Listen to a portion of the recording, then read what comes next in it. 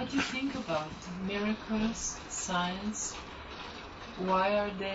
Do they mean anything? What is your opinion about them and how they affect the lives of people? Well, if you look at it, from the very beginning, many thousands of years ago, yes. Miracles have played a very important part in people's life. See? It is this eternal mystery, that always charms man, right? The ordinary things become, after a time, the ordinary chores, sort of daily occurrences, right? And you get bored with it, right? Yes. You want to look for promises, beyond this mundane way of life. So to find something beyond this, right? Always when something happens, anything extraordinary, happens, then that to us is a sign of something more than the ordinary, right? As a result of that, there's expectations. Expectation that there are ways, some people believe there are ways and means to achieve this thing, right? Some people believe that there's something that you cannot achieve in this life, but after you die, you will achieve that, right? So as a result of that, you have different concepts, different approaches, and different ways and means to try to find out what is there beyond the ordinary, right? Well, most times we look for signs that will tell us about the future, what the future holds for us. So we want to think about the future, especially at times when we are in, so many crises and disasters. Like, we want to see something, some sign that we can overcome this particular situation that we are in. In other words, what we see happening in a negative aspect, we cannot accept that as the natural way of things, you see. So we want to find out what is really that natural way of things. How life should be like, what life should be like. So in that respect, many people hold views, different contrary views of this type of thing. What man is searching for, coming to the spiritual thing, it's like you have now heavy shower of rain. Right? Oh, heavy shower of rain. Yeah. But we know that the rain cannot continue all the time. Right? That one day there will be sunlight. And the glory of it all will expose itself. Right? So when you see this extraordinary sign that is happening, it gives us hope that this cannot continue as it is. There must be some change somewhere, somehow, right? So these are the type of things that people are looking for, what lies in the future, what the future holds for us. So many people now think in that way. So we have a miracle, something mysterious happens. And these are the signs of something to come. Right? Sometimes they give you warnings, of worse thing to come. And sometimes they give you indications that better things there are to come. Right? So it's this uncertainty between the two. The positive and the negative, right? It's all the time there. But in reality, this is what life is all about, Life is all the time in a dualistic pattern. You know? You get a little bit there, a little bit here. This is how it has been continuing all the time, right? That's why we look at it from a cosmic, view of things, right? But then within this framework that is there, we as individuals, right, we have a role to play. Understand? So within this duality that is there, we can motivate things, we can transform things, we can look at things, analyze, assess things, and what you might say, accept the things that you like, you think you like, and what it should be. In other words, the world is there, all these things are happening, but you can prevent that from getting into your life. Understand? So that is what then, I think that is the most important part of it all. Yes. That although all these things are happening in the world, you can prevent those things from affecting you as an individual. Right? Yes. Well, that is what is basically the traditions of India is talking about. Mm-hmm. You see? That how you can culture yourself, self-culture, right? Through that self-culturing, your nature, your mental attitude, your vision, and all these things can change. In other words, we are all conditioned beings, right? We are conditioned by so many factors. And our whole life now, then, is actually based on this influence, conditioning influence, right? That whether you have a good world or a bad world, you have your own world as well, right? Your mental world, right? So this is the problem. I was talking at the prison college. I told them, look here, you have a prison here, and you have formidable walls, huge doors, many locks. And you think that this is the most formidable thing there is. Nobody can escape. But there's another prison. And that other prison is the mental prison. You see? That is more formidable than this prison. You can break that with a hammer or something and can escape. But this one here can't break from like that. You see, this mental prison. So every person, every individual has his own mental world, right? And he's constricted, his thinking, his approach, his attitude. Everything is based on that, conditioning that is there within him. So that is the basic problem of the world, actually. You see? Now I told them, I said, look here. If we can get rid of this prison that is there, then your prison here will not be necessary. Your prison wouldn't be necessary, because then everybody will be law-abiding citizens. You see? Everybody will be caring for the other, loving the other. So your magistrate wouldn't be needed, your police wouldn't be needed, your soldiers wouldn't be needed. But then you'll have another problem. Unemployment problem. Because people cannot think higher. They can only think along the materialistic line. Understand? So this is the basic problem of the world. We become too much dependent on material things. And we think that is all about life.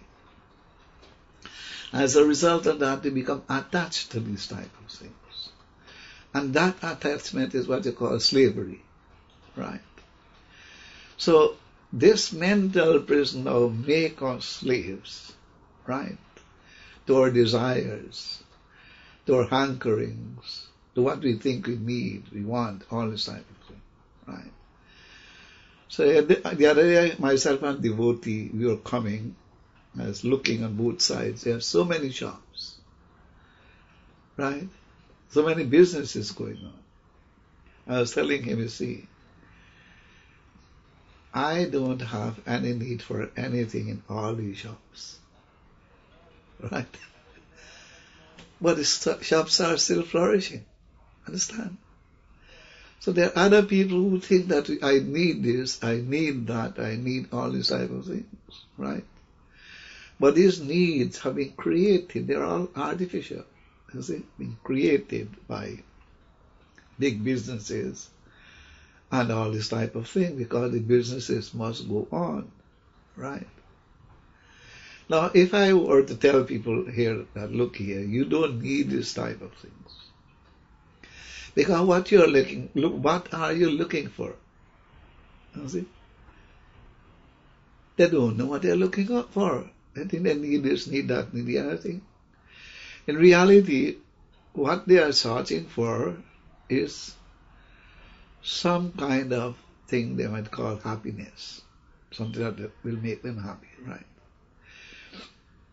But this, they don't know what happiness is, understand? They don't have an idea what happiness is. So, anything that is satisfactory to the senses, that to them is happiness. But one moment, the same thing that you like, the next moment you don't like. So that is why you dump one thing, you buy one thing on this moment, and the other moment you dump it for another thing, right? The thing is still alright, it's good, right? But it's no more pleasing to you. You want something more again, right? So that is how now we have to work night and day, earn money to maintain that lifestyle, right? To maintain that, you have to become a slave. Understand? Now, we don't have time for anything else. We have to work night and day to maintain that lifestyle, right? So if people don't have time to think, properly, what they really need and what they don't need, then what we call, the negativeness that is there in the world, whether they are creating it, it is created, by ourselves, right? Because we are ignorant, right? We are ignorant of what is real happiness and what is not happiness. So we continue the pursuit of pleasure, which we call happiness, right?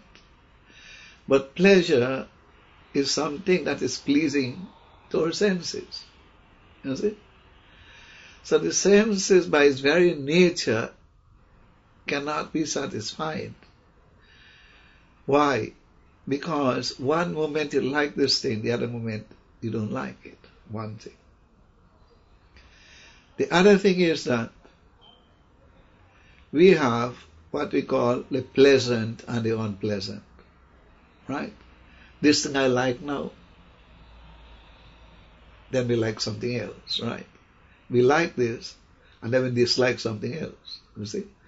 So the likes and dislikes are like the pendulum, which the mind fluctuates between one and the other, right? So this now keeps the man's mind busy, right? Occupied. He doesn't have time to think again. It is moving like a pendulum between these two. I like this. I don't like that. This is the basic cause of the problem of the world, right? Hate and greed and malice and all this type of thing develop from that, like and dislike, right?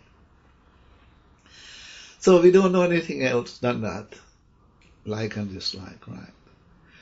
But between like and dislike, there is something that we call the good, right? What is good, you may not like, you see? But it's the good, you see? And therefore you must not move by what is like or dislike. you must try to choose what is good. That's the important thing.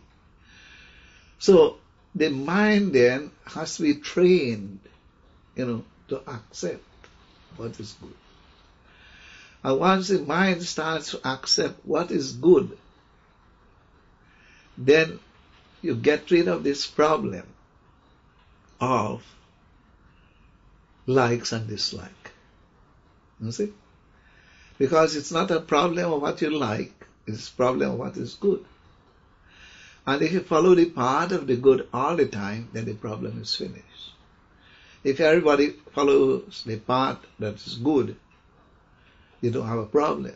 It is because people sway away from the path what is right, you see, and go in the wrong direction, so you have problem in the world. All the problems created in man. So it starts on small, it grows and grows and grows, and it gets bigger and bigger. You see? So you say one thing is the good, quite another thing is the pleasant. The wise man chooses what is good. For the ignorant, he goes after the pleasure. Okay? So this is what happens. This pleasure and opposite side of pleasure is pain. Wherever there is pleasure, there is going to be pain, suffering. You see? It's like a coin, two sides of the same coin. You see, you can't avoid one if you have the other. It's like a pendulum, momentary, it goes on like that. So that is why I said earlier that we as an individual living within this world have got to look at the world, analyze the world, and then try to fit somewhere within the world and work out our own pattern of life to meet the very basic pattern or conditions that will be conducive to coexistence, to harmony, to peace, and then will come happiness. You see? If we can think in terms of that, I'll take this thing, I'll get something, not at the cost of someone else, not through the exploitation of someone else, but through my own effort and what I deserve, then the world will be a different place. But when we are not satisfied with our own possessions, then we try to get what belongs to others as well. You see? So this greed, this malice, and all this type of thing, these things come from an imbalanced mind. You see? A mind that is all the time empty, trying for fulfillment, satisfaction. But going in the wrong direction, the wrong way, rather than finding more satisfaction, you find more hankering for things. So the real problem with man is that what we call ignorance, avidya, ignorance, lack of knowledge, lack of understanding. So the development of knowledge, development of understanding are the solution to the problems that there are. Only knowledge can destroy ignorance, nothing else can. You see? And if ignorance is the cause of the problem, we know it is basic cause of the problem. Suffering is the cause because of ignorance. So if we can get rid of ignorance, to get rid of it, we have to promote knowledge, the right knowledge. You see? So what is that right knowledge? The right knowledge is self-understanding. Who am I? What am I?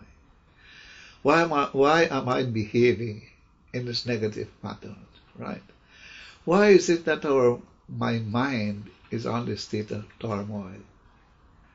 Why is it this restlessness, this emptiness? Why it is there? You see? Why I want to do things and then regret afterwards? These are the type of things we have to ask and try to answer. Why? Why all these things are happening? And if we start to ask this question then we'll have to look back to our own selves. That the basic cause of man is nature. What his nature is, that is what he is. So, if that is so, the fact remains that man is his own problem. Not outside of him the problem is. The problem is within himself. Therefore, it is within his capacity to get rid of it, because it is with him.